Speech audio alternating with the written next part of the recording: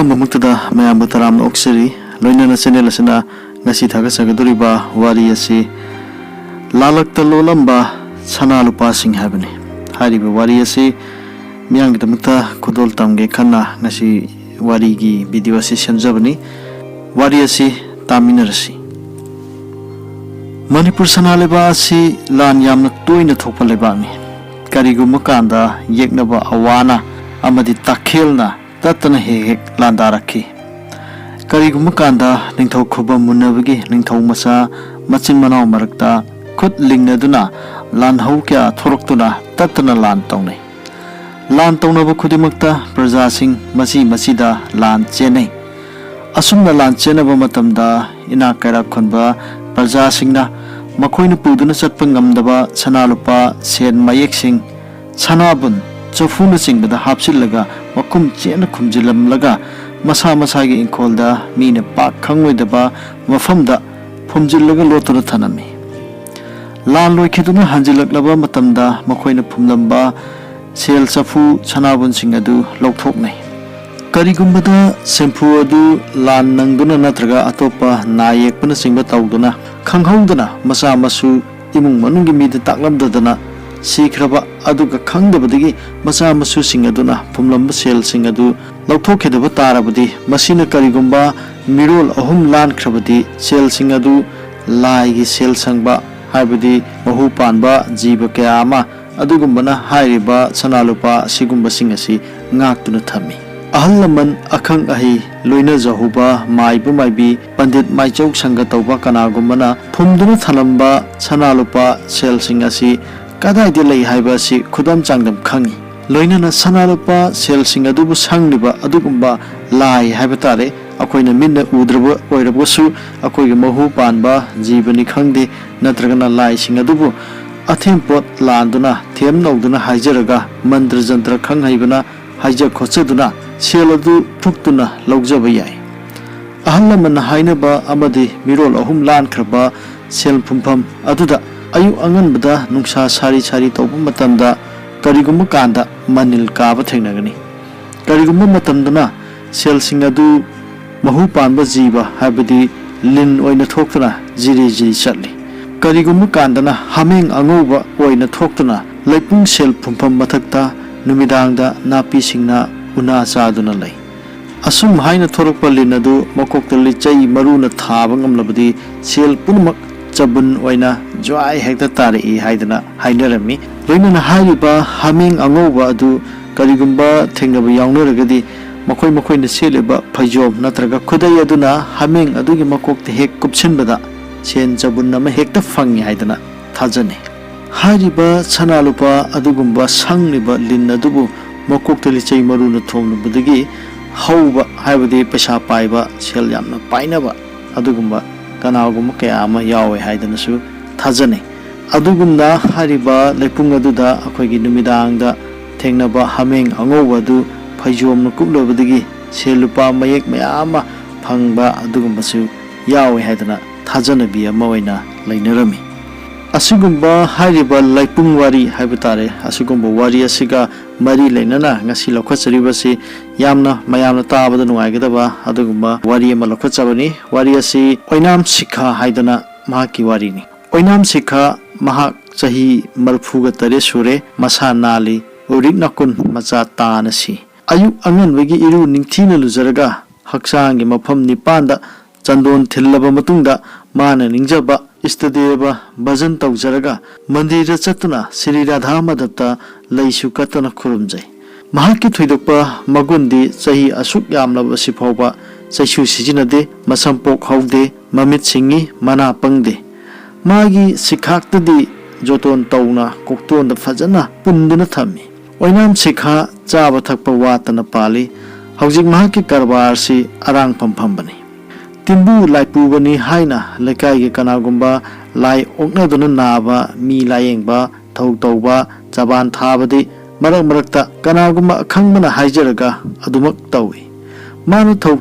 chaban thaba khayom laklaga lai oknabagi anaba hek phai anabagi mihul yenglaga lai oknabani natragana oknaba natte haibasi hek khanglammi adubu mahak asi maiba makti natte ꯍꯥꯏꯔꯤꯕ ꯑꯁꯤꯒꯨꯝꯕ ꯑꯣꯏꯅꯥꯝ ꯁꯤꯈꯥ ꯋꯥꯇ ꯄꯥꯗꯅ ꯄꯥꯜꯂꯤꯕ ꯏꯅꯥꯛ ꯀꯩꯔꯥꯛ ꯈꯨꯜꯂꯤꯕ ꯁꯦꯜ ꯄꯥꯏꯔꯤꯕ ꯑꯁꯤ ꯀꯔꯤ ꯀꯔꯕꯥꯔ ꯇꯧꯗꯨꯅ ꯀꯗꯥꯏꯗꯒꯤꯅꯣ ꯍꯥꯏꯕ ꯀꯅꯥ ꯑꯃꯠꯇ ꯃꯨꯟꯅ ꯈꯪꯅꯗꯦ꯫ ꯃꯤꯅ ꯍꯥꯏꯅꯕꯗꯤ ꯅꯍꯥ ꯑꯣꯏꯔꯤꯉꯩꯗ ꯁꯦꯜ ꯇꯥꯟꯕꯗ ꯂꯨꯄꯥ ꯃꯌꯦꯛ ꯁꯅꯥꯕꯨꯜ 8 ꯐꯪꯈꯤ ꯍꯥꯏꯗꯅ ꯍꯥꯏꯅꯔꯝꯃꯤ, ꯃꯗꯨꯗꯒꯤ ꯃꯍꯥꯛ ꯑꯗꯨꯃꯛ ꯏꯅꯥꯛ ꯈꯨꯟꯈ꯭ꯔꯦ ꯍꯥꯏꯗꯅ ꯍꯥꯏꯅꯔꯝꯃꯤ꯫ ꯑꯣꯏꯅꯥꯝ ꯁꯤꯈꯥꯅ ꯆꯍꯤ 18 ꯃꯨꯛ ꯁꯨꯔꯛꯄ ꯑꯗꯨꯋꯥꯏꯗ ꯂꯩꯀꯥꯏꯒꯤ ꯃꯕꯨꯡ ꯃꯧꯄ꯭ꯋꯥ ꯃꯆꯤꯟ ꯃꯅꯥꯎ ꯀꯌꯥ ꯑꯃꯅ ꯂꯩꯄꯨꯡ ꯐꯝꯗꯨꯅ ꯋꯥꯔꯤ ꯋꯥꯇꯥꯏ ꯁꯥꯟꯅꯕ ꯑꯗꯨꯗ ꯃꯍꯥꯛꯁꯨ ꯇꯣꯏꯅ ꯌꯥꯎꯔꯝꯃꯤ꯫ ꯑꯗꯨꯒ ꯂꯩꯄꯨꯡ ꯐꯝꯕ ꯑꯗꯨꯗ ꯁꯥꯟꯅꯔꯝꯕ ꯋꯥꯔꯤꯗꯤ ꯂꯥꯂꯛꯇ ꯂꯣꯠꯂꯝꯕ ꯁꯅꯥ ꯂꯨꯄꯥꯁꯤꯡ ꯊꯤꯕꯒꯤ ꯑꯗꯨꯒꯨꯝꯕꯒꯤ ꯋꯥꯔꯤ ꯑꯣꯏꯅ ꯇꯧꯏ꯫ ꯃꯗꯨꯗ ꯃꯍꯥꯛꯁꯨ ꯃꯌꯥꯛ ꯀꯥꯗꯨꯅ ꯌꯥꯝꯅ ꯄꯨꯛꯅꯤꯡ ꯆꯪꯅ ꯇꯥꯔꯝꯃꯤ, ꯄꯥꯝꯖꯔꯝꯃꯤ ꯁꯅꯥ ꯂꯨꯄꯥ ꯊꯤꯕ, ꯃꯔꯝꯗꯤ ꯃꯍꯥꯛ ꯂꯥꯏꯔꯕ ꯅꯤꯄꯥ ꯃꯆꯥ ꯑꯃꯅꯤ꯫ ꯃꯔꯝ ꯑꯁꯤꯅ ꯃꯍꯥꯛꯅ ꯁꯅꯥ ꯂꯨꯄꯥ ꯊꯤꯕ ꯑꯁꯤꯒꯤ ꯃꯔꯝꯗ ꯂꯩꯄꯨꯡ ꯐꯝꯕꯗ ꯌꯥꯎꯔꯤꯕ ꯑꯍꯜ ꯑꯣꯏꯔꯕ ꯈꯨꯔꯥ ꯆꯥꯎꯕꯗ ꯍꯪꯉꯝꯃꯤ꯫ ꯀꯔꯝ ꯇꯧꯔꯒ ꯑꯗꯨꯒꯨꯝꯕ ꯁꯦꯜ ꯑꯗꯨꯕꯨ ꯐꯪꯒꯅꯤ? ꯀꯗꯥꯏꯗ ꯂꯩꯕꯒꯦ? ꯀꯔꯝꯅ ꯈꯪꯒꯅꯤ? ꯃꯗꯨꯒꯤꯁꯨ ꯎꯄꯥꯏ ꯂꯩ꯫ ꯁꯦꯜ ꯐꯨꯝꯗꯨꯅ ꯂꯩ ꯍꯥꯏꯕ ꯈꯪꯅꯕ ꯈꯨꯗꯝ ꯀꯌꯥꯃꯨꯛ ꯂꯩ꯫ ꯃꯗꯨ ꯌꯦꯡꯕ ꯍꯩꯕꯁꯨ ꯗꯔꯀꯥꯔ ꯑꯣꯏ, ꯃꯔꯝꯗꯤ ꯍꯥꯏꯐꯦꯠ ꯃꯥꯟꯗꯤ ꯃꯥꯟꯕ ꯁꯦꯜꯒꯤꯗꯤ ꯅꯠꯇꯕ ꯀꯌా ꯑꯃꯁꯨ ꯂꯩ꯫ ꯑꯁꯨꯝꯅ ꯈꯨꯔꯥ ꯆꯥꯎꯕꯅ ꯈꯨꯝꯂꯛꯃꯤ꯫ ꯈꯨꯗꯝꯁꯤꯡ ꯀꯔꯝ ꯇꯧꯕꯒꯦ ꯃꯗꯨ ꯍꯥꯏꯕꯤꯕ ꯌꯥꯒꯗ꯭ꯔꯥ? ꯃꯗꯨ ꯑꯩꯅ ꯍꯥꯏꯔꯒ ꯄꯥꯛ ꯈꯪꯒꯗꯕ ꯅꯠꯇꯦ꯫ ꯁꯦꯜ తాꯟꯕ ꯆꯠꯄ ꯀꯥꯡꯕꯨ ꯃꯔꯛꯇ ꯌꯥꯎꯔꯒ ꯎꯔꯒ ꯈꯪꯒꯅꯤ꯫ ꯑꯩꯈꯣꯏꯅ ꯌꯥꯎꯕ ꯌꯥꯕ ꯑꯗꯨꯒꯨꯝꯕ ꯀꯥꯡꯕꯨ ꯂꯩꯕ꯭ꯔꯥ ꯈꯨꯔꯥ? ꯈꯨꯔꯥ ꯆꯥꯎꯕꯅ ꯍꯥꯏꯔꯛꯂꯝꯃꯤ꯫ ꯂꯩꯔꯕꯗꯤ ꯈꯪꯍꯜꯂꯛꯀꯦ, ꯃꯔꯝꯗꯤ ꯃꯁꯤ ꯑꯔꯣꯟꯕ ꯊꯕꯛꯅꯤ, ꯄꯥꯛ ꯌꯥꯎꯕ ꯌꯥꯕ ꯅꯠꯇꯦ, ꯁꯦꯜꯒꯤ ꯊꯕꯛꯅꯤꯅ꯫ ꯅꯨꯃꯤꯠ ꯑꯗꯨꯒꯤ ꯂꯩꯄꯨꯡ ꯐꯝꯕꯒꯤ ꯋꯥꯔꯤ ꯑꯗꯨ ꯂꯣꯏꯁꯤꯟꯈ꯭ꯔꯦ꯫ ꯅꯨꯃꯤꯗꯥꯡꯒꯤ ꯆꯥꯛ ꯆꯥꯅꯕ ꯃꯇꯝ ꯌꯧꯔꯛꯂꯕꯗ ꯂꯩꯄꯨꯡ ꯐꯝꯕ ꯁꯚꯥ ꯂꯣꯏꯁꯤꯟꯗꯨꯅ ꯃꯍꯩ ꯃꯌꯨꯝ ꯃꯌꯨꯝꯗ ꯆꯪꯅꯈꯤ꯫ ꯑꯣꯏꯅꯥꯝ ꯁꯤꯈꯥꯒꯤ ꯏꯃꯨꯡ ꯌꯥꯝꯅ ꯂꯥꯏꯔꯕ ꯏꯃꯨꯡ ꯑꯣꯏꯅ ꯍꯧꯔꯛꯈꯤ꯫ ꯑꯉꯥꯡ ꯑꯣꯏꯔꯤꯉꯩꯗꯒꯤ ꯍꯧꯅ ꯍꯧꯖꯤꯛ ꯄꯥꯈꯪ ꯃꯆꯥ ꯑꯣꯏꯔꯛꯂꯕ ꯐꯥꯎꯕ ꯁꯦꯠꯄ ꯆꯥꯕ ꯃꯅꯤꯡ ꯏꯊꯨꯡ ꯊꯨꯡꯗꯅ ꯂꯦꯜꯂꯛꯂꯤ꯫ ꯑꯗꯨꯅ ꯁꯦꯜ ꯌꯥꯝꯅ ꯄꯥꯏꯅꯤꯡꯕꯒꯤ ꯃꯪ ꯑꯁꯤ ꯃꯪꯂꯛꯂꯤ ꯑꯉꯥꯡ ꯑꯣꯏꯔꯤꯉꯩꯗꯒꯤ ꯍꯧꯅ꯫ ꯃꯄꯥ ꯉꯟꯅ ꯁꯤꯈꯤꯗꯨꯅ ꯃꯃꯥ ꯂꯨꯈ꯭ꯔꯥꯕꯤꯅ ꯌꯣꯛꯂꯛꯈꯤꯕꯅꯤ꯫ ꯌꯦꯟꯁꯥꯡ ꯃꯅꯥ ꯃꯁꯤꯡ ꯌꯣꯟꯗꯨꯅ ꯃꯥꯒ ꯃꯆꯟꯅꯨꯄꯤ ꯑꯅꯤꯒ ꯍꯤꯡꯂꯛꯂꯤ꯫ ꯁꯤꯈꯥ ꯀ꯭ꯂꯥꯁ 3 ꯄꯥꯁ ꯇꯧꯔꯒ 4 ꯀꯥꯕꯗ ꯊꯥꯒꯤ ꯐꯤ ꯁꯤꯀꯤ ꯑꯃ ꯍꯨꯟꯕ ꯉꯝꯗꯗꯨꯅ ꯂꯥꯏꯔꯤꯛ ꯇꯝꯕ ꯇꯣꯛꯄ ꯇꯥꯈꯤ꯫ ꯑꯉꯥꯡ ꯑꯣꯏꯅ ꯍꯖꯤꯔꯥ ꯁꯨꯗꯨꯅ ꯃꯃꯥꯒꯤ ꯃꯇꯦꯡ ꯄꯥꯡꯂꯛꯈꯤꯕꯅꯤ꯫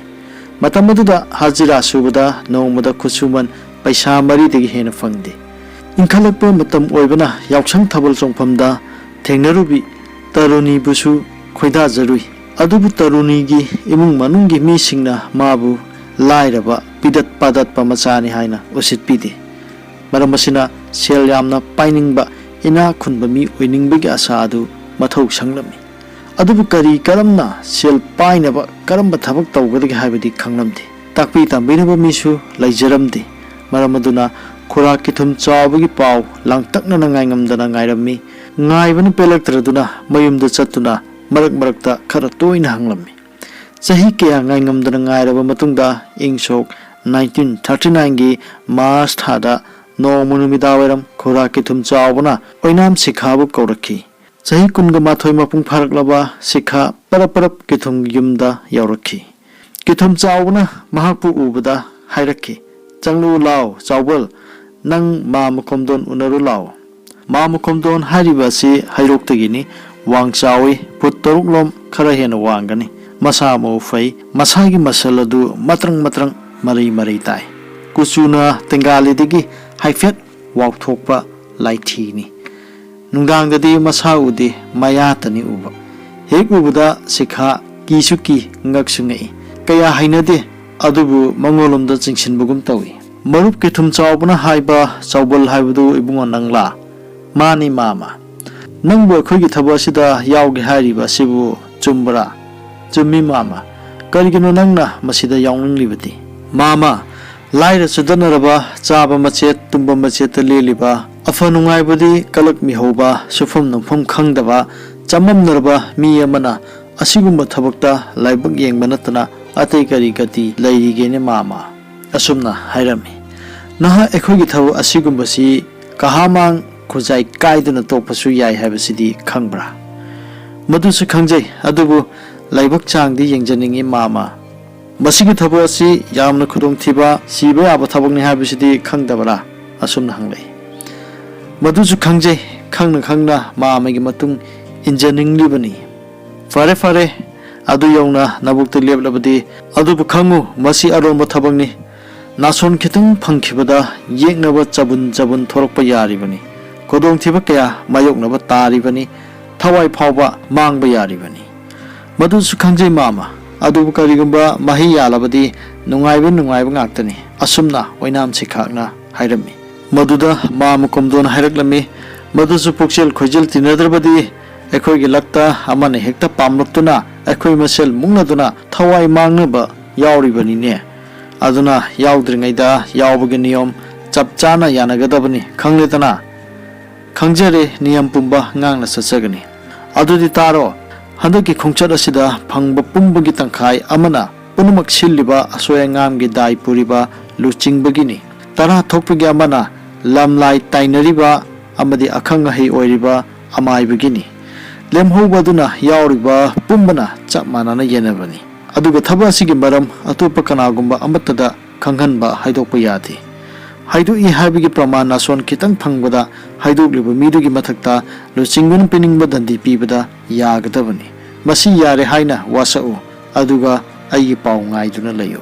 asumna haramnaga mama komdon chatkhre oinam sikha langtaknana namit khara ngaiki mathangi sayol amagi matung thasi hayengni haba namit adugi namidang wairamda mapimorol yomduna oinam sikha mayumdagi khongsanki kadaide chalibano hairamde mama komdon chawbu kithum amasung amaiba tharaga mokoi mi tarena saba kanglup adu nambo amamam puraduna yotki thangjau jamphat tok singjang gayenti puduna ahing nungthin khangduna pothadana chalami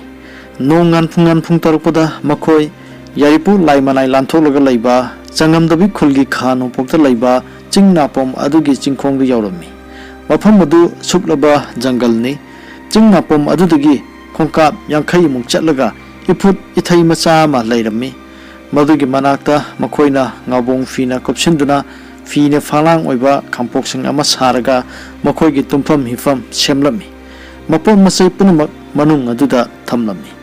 hegyobuga mama komdona maikei mari makta koichat chatuna yenglami mafam adugi akoiba mail amagi manungda mi pong taba yumna singba amata leiti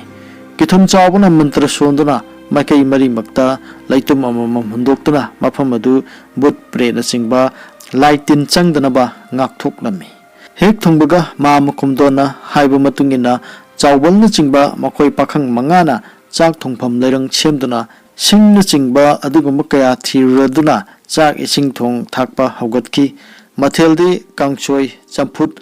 lafu iromba ngamu leiro ngaro asigumba kaya asina thongami matam asida nopok singdonda nimit tarang tholakre mama komdon khura ke thum makoi ani chingnapom aduda khongkap kunmu kakhalaga laiba adugumba akokpa laitiem haipe manaba nungsa mangal ningthina phangba mafam adu yaukhre mafam aduda khongkap tara mung lamna karanda oyung pambi amaga tairen pambi amaga naitom haurami ayupung tare tabgi numit ki mangal na yeibada adugumba ugi mami ani aduda pambi gi makhongdagi phut kun lamna phut manga wangba wachet anikak yunglammi tairen pambi oyung pambi aduga parallel oina ukhongdagi phut kun manga lapa mafamda phut taret wangba wachet anikak yunglammi aduga makoi ani chingthaktagi kumtharuktana kholada laki adudagi makoi ani adu ifut ithai isingda sengna iru maithajaraga taru tanana asengba fiseng hongdokle chandan chawa iranglang thillaga mana ningjaba laiga laison mantra sonduna khurumjarami chingma pomda horamba lafudagi lelakpa lana semba chaklukta chak sille khorake thum chawbuna athongba chak insang adu chaluk macha amada khaidoktuna haplaga mafam adu puba lamlai amadi mafam adu da lairiba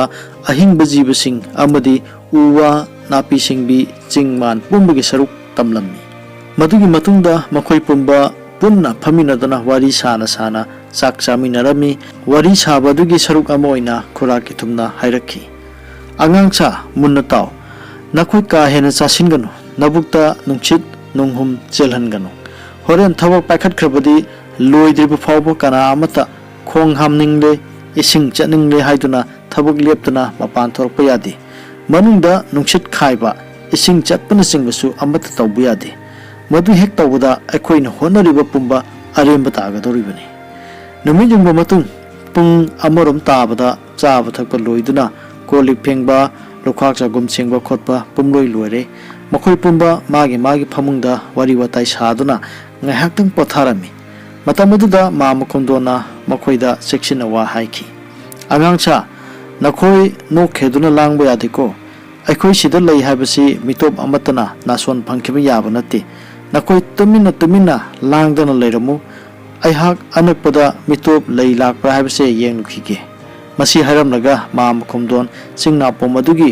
ꯑꯋꯥꯡꯕ ꯃꯇꯣꯟ ꯃꯥꯏꯀꯩ ꯃꯔꯤꯃꯛ ꯎꯕ ꯃꯐꯝ ꯑꯃꯗ ꯂꯦꯞꯇꯨꯅ ꯃꯥꯏꯀꯩ ꯃꯔꯤꯃꯛꯇ ꯀꯣꯏꯂꯩ ꯂꯩꯅ ꯌꯦꯡꯗꯨꯅ ꯂꯩꯈꯤ ꯃꯇꯝ ꯑꯁꯤꯒꯤ ꯃꯅꯨꯡꯗ ꯈꯨꯔꯥꯛ ꯀꯩꯊꯨꯝ ꯃꯥꯏꯕꯅ ꯍꯩꯔꯨꯛ ꯇꯥꯡꯒ ꯑꯅꯤ ꯄꯥꯅꯥ ꯇꯥꯡꯒ ꯑꯅꯤ ꯁꯦꯝꯕ ꯂꯣꯏꯈ꯭ꯔꯦ ꯈꯣꯏꯔꯨ ꯊꯥꯡꯃꯩ ꯑꯅꯤ ꯁꯦꯝꯂꯦ ꯇꯥꯡꯒ ꯑꯅꯤꯗꯅ ꯃꯦꯀ꯭ꯔꯨꯛ ꯑꯇꯛꯄ ꯇꯤꯀꯤ ꯂꯩꯈꯥꯝ ꯍꯥꯞꯂꯦ ꯄꯖꯦꯡ ꯐꯤꯔꯥꯟ ꯇꯔꯨꯛ ꯂꯪꯍꯤꯡ ꯂꯪꯗꯨꯝꯗꯨꯒ ꯂꯣꯏꯅꯅ ꯄꯨꯝꯅꯃꯛ ꯃꯥꯒꯤ ꯄꯥꯏꯇꯨ ꯈꯥꯎꯗ ꯍꯥꯞꯆꯤꯟꯗꯨꯅ ꯊꯝꯈ꯭ꯔꯦ ꯃꯈꯣꯏꯅ ꯍꯣꯔꯦꯟ ꯁꯤꯖꯤꯟꯅꯒꯗꯕ ꯈꯨꯠꯂꯥꯏ ꯄꯨꯝꯕ ꯇꯔꯨ ꯐꯦꯡꯗꯣꯛ ꯆꯥꯝꯊꯣꯛꯇꯨꯅ ꯍꯩ ꯂꯩ ꯀꯠꯇꯨꯅ ꯈꯨꯠꯂꯥꯏ ꯄꯨꯖꯥ ꯂꯣꯏꯈ꯭ꯔꯦ ꯅꯨꯡꯊꯤꯜ ꯄꯨꯡ 5 ꯇꯥꯔꯛꯄꯗ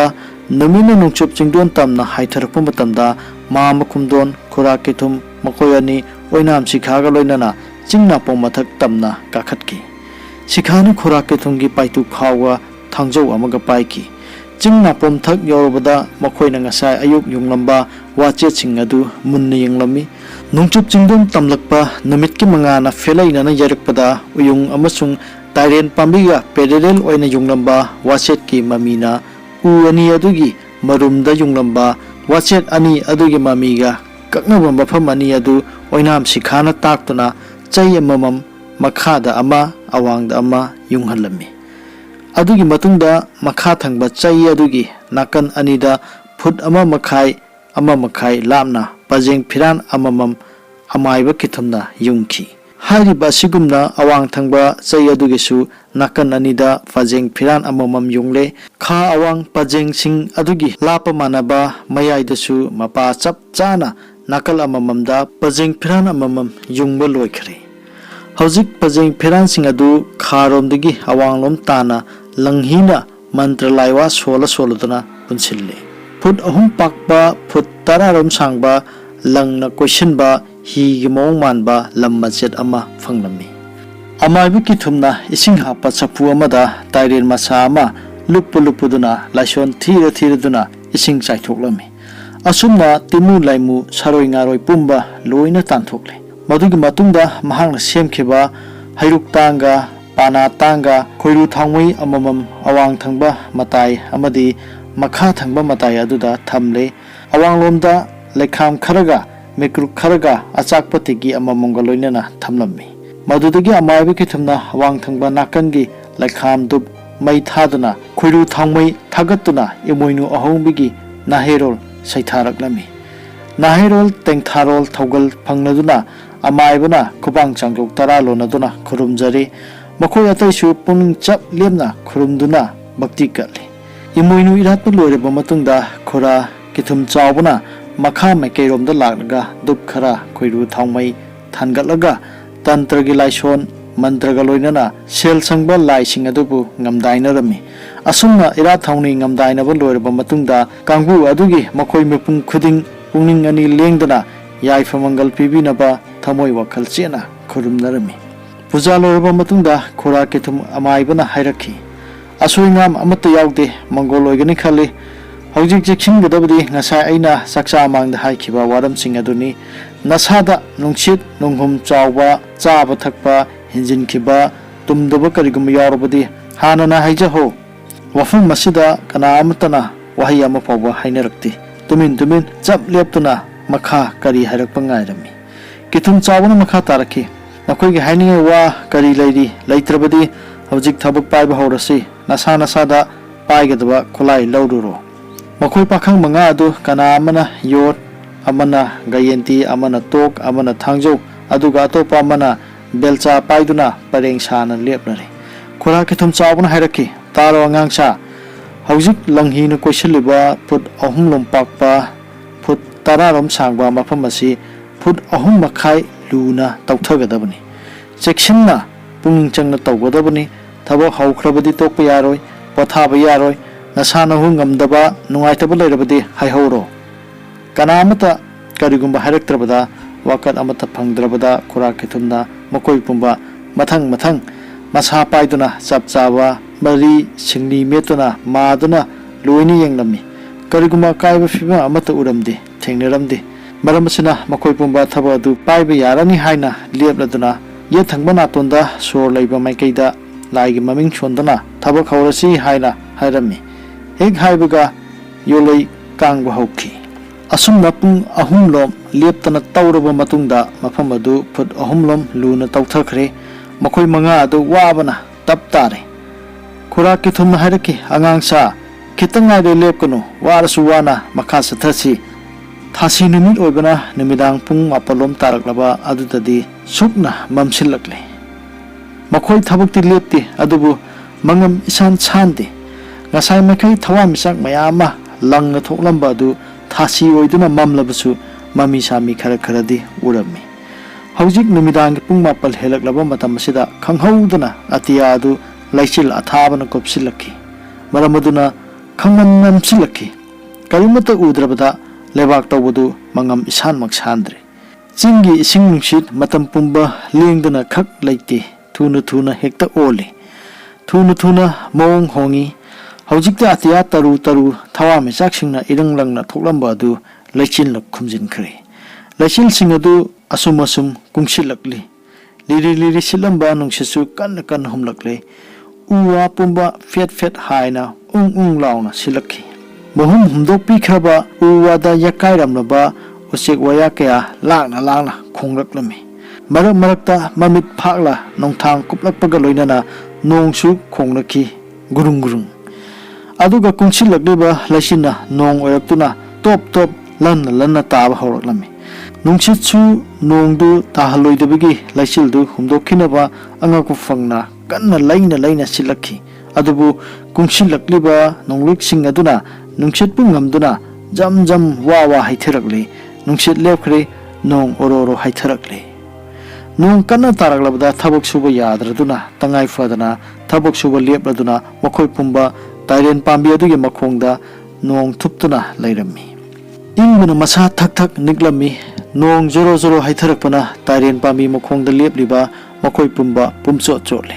ꯃꯆꯨꯝ ꯑꯣꯔꯣ ꯇꯥꯔꯦ ꯃꯔꯛꯇ ꯅꯣꯡꯊꯥꯡ ꯀꯨꯞꯂꯛꯈꯤ ꯅꯣꯡ ꯈꯥꯛꯂꯛꯈꯤ ꯅꯣꯡ ꯑꯁꯤ ꯍꯥꯡꯈꯤꯒꯗ꯭ꯔꯥ ꯍꯥꯏꯗꯨꯅ ꯉꯥꯏꯕꯕꯨ ꯁꯨꯡꯍꯥꯡꯗꯅ ꯄꯨꯡ 5-6 ꯆꯨꯞꯅ ꯅꯣꯡ ꯍꯩꯊꯔꯛꯇꯨꯅ ꯁ꯭ꯔꯤ ꯒꯣꯕꯤꯟꯗ꯭ꯔ ꯃꯪꯒꯂ ꯑꯥꯔꯇꯤ ꯇꯧꯔꯛꯄ ꯃꯇꯝꯗ ꯅꯣꯡ ꯂꯦꯞꯈ꯭ꯔꯦ ꯑꯇꯤꯌꯥ ꯄꯨꯝꯕ ꯇꯁꯦꯡꯂꯦ ꯊꯋꯥꯟꯃꯤꯆꯥꯛ ꯄꯨꯝꯕ ꯇꯔꯪ ꯊꯣꯛꯂꯦ ꯉꯁꯥꯏ ꯃꯈꯩ ꯂꯦꯞꯄꯨꯕ ꯃꯔꯝꯅ ꯀꯔꯤꯒꯨꯝꯕ ꯊꯕꯛ ꯑꯁꯤ ꯅꯣꯡ ꯉꯥꯟꯕꯅ ꯍꯥꯟꯈ꯭ꯔꯒꯗꯤ ꯀꯔꯤꯃꯠꯇ ꯀꯥꯟꯅꯔꯔꯣꯏ ꯃꯔꯝ ꯑꯁꯤꯅ ꯅꯃꯪ ꯁꯤꯠꯇꯨꯅ ꯇꯣꯛꯄ ꯇꯥꯔꯦ ꯍꯥꯏꯗꯨꯅ ꯈꯟꯅꯔꯝꯃꯤ ꯈꯨꯔꯥꯛꯀꯤꯊꯨꯝ ꯅꯨꯡꯁꯥ ꯃꯄꯤ ꯁꯥꯡꯅ ꯍꯣꯟꯗꯣꯛꯂꯝꯃꯤ ꯇꯥꯟꯖꯥ ꯑꯃꯇꯪ ꯌꯦꯡꯅꯕ ꯃꯇꯝ ꯂꯩꯔꯤ ꯈꯪꯗꯅ ꯅꯍꯧꯅꯅ ꯍꯥꯏꯔꯛꯈꯤ ꯏꯆꯥꯁꯥ ꯏꯅꯥꯎꯁꯥ ꯅꯣꯡ ꯂꯦꯞꯈ꯭ꯔꯕꯅꯤꯅ ꯋꯥꯔꯕꯁꯨ ꯋꯥꯅ ꯊꯕꯛ ꯃꯈꯥ ꯆꯠꯊꯔꯁꯤ ꯃꯈꯣꯝꯗꯣꯟꯅ ꯄꯥꯡꯁꯤꯜꯂꯛꯂꯝꯃꯤ ꯏꯆꯥꯁꯥ ꯐꯨꯠꯈꯥꯏꯃꯨꯛꯇ ꯉꯥꯏꯔꯦ ꯇꯧꯒꯗꯕ ꯅꯣꯡꯉꯥꯟꯗ꯭ꯔꯤꯉꯩꯗ ꯊꯕꯛ ꯑꯁꯤ ꯂꯣꯏꯁꯤꯜꯂꯁꯤ ꯀꯣꯝ ꯑꯗꯨ ꯏꯁꯤꯡꯅ ꯄꯤꯛ ꯊꯜꯂꯝꯃꯤ ꯆꯥꯎꯕꯜꯅ ꯕꯦꯜꯆꯥ ꯄꯥꯏꯗꯨꯅ ꯏꯁꯤꯡ ꯑꯗꯨ ꯁꯤꯠꯇꯣꯛꯂꯝꯃꯤ ꯈꯣꯃꯩ ꯇꯣꯝꯕ ꯈꯣꯏꯃꯨꯁꯨ ꯀꯨꯝꯗꯨꯅ ꯃꯈꯨꯠꯅ ꯁꯤꯠꯇꯣꯛꯂꯝꯃꯤ ꯄꯨꯡꯃꯨꯛꯀꯤ ꯃꯇꯨꯡꯗ ꯀꯣꯝꯗ ꯏꯁꯤꯡ ꯑꯃꯠꯇ ꯂꯩꯇ꯭ꯔꯦ ꯌꯣꯠ ꯒꯥꯌꯦꯟꯇꯤ ꯇꯣꯛ ꯑꯃꯗꯤ ꯊꯥꯡꯖꯧꯅ ꯇꯧꯔꯝꯃꯤ ꯕꯦꯜꯆꯥꯅ ꯀꯣꯠ ꯃꯈꯨꯠꯅ ꯂꯩꯈꯣꯝ ꯄꯦꯛꯇꯨꯅ ꯐꯨꯠꯈꯥꯏ ꯑꯃꯒꯤ ꯆꯥꯡꯗ ꯀꯣꯝ ꯑꯗꯨ ꯑꯃꯨꯛ ꯃꯊꯪ ꯇꯧꯊꯔꯛꯂꯝꯃꯤ ꯅꯣꯡ ꯉꯥꯜꯂꯛꯀꯗꯧꯔꯦ ꯍꯥꯏꯗꯨꯅ ꯀꯟꯅ ꯍꯣꯠꯅꯖꯔꯛꯄ ꯇꯥꯟꯖꯥ ꯑꯗꯨꯗ ꯅꯣꯡꯄꯣꯛ ꯃꯥꯏꯀꯩꯗ ꯆꯤꯡꯈꯩ ꯍꯨꯜꯂꯛꯄꯒꯤ ꯐꯤꯗꯨꯞ 3ꯒꯤ ꯑꯍꯥꯟꯕ ꯐꯤꯗꯨꯞꯀꯤ ꯃꯃꯤ ꯎꯔꯛꯄ ꯃꯇꯝ ꯑꯗꯨꯃꯛꯇꯗ ꯀꯗꯥꯏꯗꯒꯤꯅꯣ ꯈꯪꯗꯦ ꯈꯣꯃꯩꯒꯤ ꯃꯕꯨꯛꯇꯨ ꯒ꯭ꯔꯨꯡ ꯇꯧꯔꯛꯏ ꯅꯨꯡꯁꯤꯠ ꯈꯥꯏꯅꯤꯡꯕꯒꯤ ꯏꯔꯥꯡ ꯀꯟꯈꯠꯂꯛꯈꯤ ꯃꯈ꯭ꯌꯥ ꯆꯤꯛꯇꯨꯅ ꯃꯃꯥꯏ ꯉꯥꯛꯁꯪ ꯉꯥꯡꯕ ꯃꯈꯩ ꯈꯪꯂꯝꯃꯤ ꯃꯊꯟꯇ ꯈꯜꯂꯝꯃꯤ ꯀꯔꯤꯅꯣ ꯇꯧꯔꯤꯁꯤꯕꯣ ꯌꯥꯝ ꯀꯟꯅ ꯏꯪꯕ ꯑꯁꯤꯅ ꯑꯣꯏꯔꯤꯖꯥꯠꯂꯥ ꯍꯨꯃꯥꯡ ꯑꯅꯞꯄꯤ ꯀꯥꯔꯝꯃꯤ ꯑꯃꯔꯣꯝꯗꯅ ꯅꯣꯡ ꯉꯥꯜꯂꯛꯀꯗꯧꯔꯦ ꯅꯨꯃꯤꯠ ꯊꯣꯔꯛꯄ ꯍꯦꯛ ꯎꯕꯗ ꯇꯧꯔꯤꯕ ꯄꯨꯝꯕ ꯑꯁꯤ ꯑꯔꯦꯝꯕ ꯑꯣꯏꯅꯤ ꯍꯥꯏꯅ ꯄꯥꯈꯠꯂꯗꯨꯅ ꯃꯈꯣꯝꯗꯣꯟ ꯈꯨꯔꯥꯛꯀꯤꯊꯨꯝ ꯑꯅꯤꯅ ꯊꯕꯛ ꯑꯗꯨ ꯌꯥꯡꯁꯤꯟꯅꯕ ꯍꯥꯏꯔꯛꯂꯝꯃꯤ ꯏꯆꯥꯁꯥ ꯏꯅꯥꯎꯁꯥ ꯂꯦꯞꯀꯅꯨ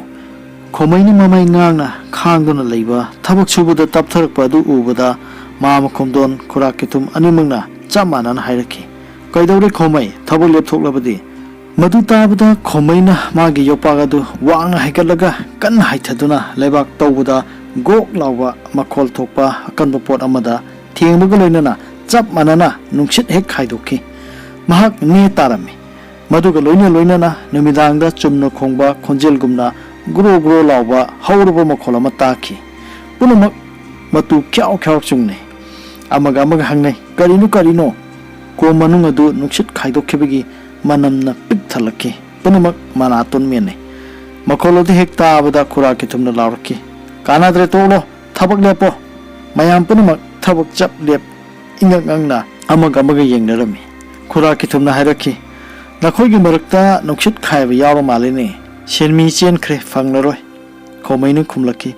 mafam isida gok lawba akanba pasak ama thengnaki madu mukta tokthokna yengkisi khura ki thumna hairaki kanaro yengnudana wana nabani mama khomdona hairaki ta ke thum karino amukta de yengsidana fare yengo asumna hainarami khomaina hariba mafam aduda yot thangjau tok sijinaduna makhoi ani ahumna tokthoklakpada yotki upu ama thengnarami makhoi mayam changduna madu phuktuna lokhalaklami madu ubada ahing chuppa lebak tawba nong nangba ingmana nikhiba pomba loina kakthoknaki upu adu lumbasu yamna lumnami makhoi pumba asa yamna tawnai matamaduda ma makhomdona khanki masigi kithum hariba maibase masi porasi mahana pulap lauge tawm bijala asumna khanki hariba sigumna makhoi ataisu ma makhomdona khaliba sigumna chamanana kithumnomda khallaga yenglami mitek miro munna khangnaba kithumna meng adugi athra munna khanglami aduga hairaki upu adu hangdoktuna kari yawribage amukta de yengkisidana madu tabada khwai pumana hainarami chummi mi ani na thangbada lumlaba yotki upu adu akokma mafam amada thamlaga chawraba waikhusu adu fakaiduna hangdoklami upu adu ihang hanglami karimata yawromde makhoi punamak changchenduna munna yengnarami makhoi upu adugi oithangba kachinda nongmai maruna phawdokhiba manba makhul ahoba amakak lairamba thenaki ma makhomdon amadi atai pakhangsing aduna madu ma aduna yengnubada haujikta nongmai maruna pan khipagum pong saduna lairami upu adusu hangdokloba matungdadi yangki makhoi pumba mamai luktha mathwai nungaitana tumin lainaki oinam sikha kahamang khuzai kai mathwai yamna nungaitana mayumda halakki asumna yamna wana honajaduna adugumba lalakta phumlamba sana lupa sing adu thiruba duda ariyamba taki amaibi ki thumna han haikhiba madudi thabak suringaida ising chatpa khong hamningba amasung nungsit khaiba asigumbasi tawbuya de haidana hanadigi haijakhibadu achumbu oiram asumna oinam sikhana ahamba chaliba khongchadadu ariyamba taaduna yamna nungaitana mayumda halakki sahi kunga mathoi surakpa matamaduda oinam sikhana ahanba seltanba chatpaduda mai pakhidaba oirabasu sahi marfuga tare surakpa adudadi mahagasi adukimatik sel paiba nipa mani habasi mayam hena khangnakhibani mahang sel paibasi kanagum kharana hainabada sana lupa yawba adugumba sanabul taret selta amadagi phangkhibani haidana haineki haribi wari asi achumbo idoribra aranbo gidoriba haibasidi mayamna chamamnaduna adumuk lainaki adubu mahagasi kanagum kharana amuk hainabada ami soba lanjawgi hek mamangda brahmaromdagi refugee mayam lakumata maduda ma khumdon amasung khora ke thumna luchingba palelomda amuk seltan bachatpa aduda mahaksu yawkhiba jala haiba asini asumna haribu wari lalakta lolamba sanalupa sing hariba si matang swaida lusinjare ngasigi video asibu hawbudigi loibu phawba yinguriba khwai panamapur channel asina haninga laitana thagat phongduksari matang swaida video asi lusinjarege kanglaifa imana yaifare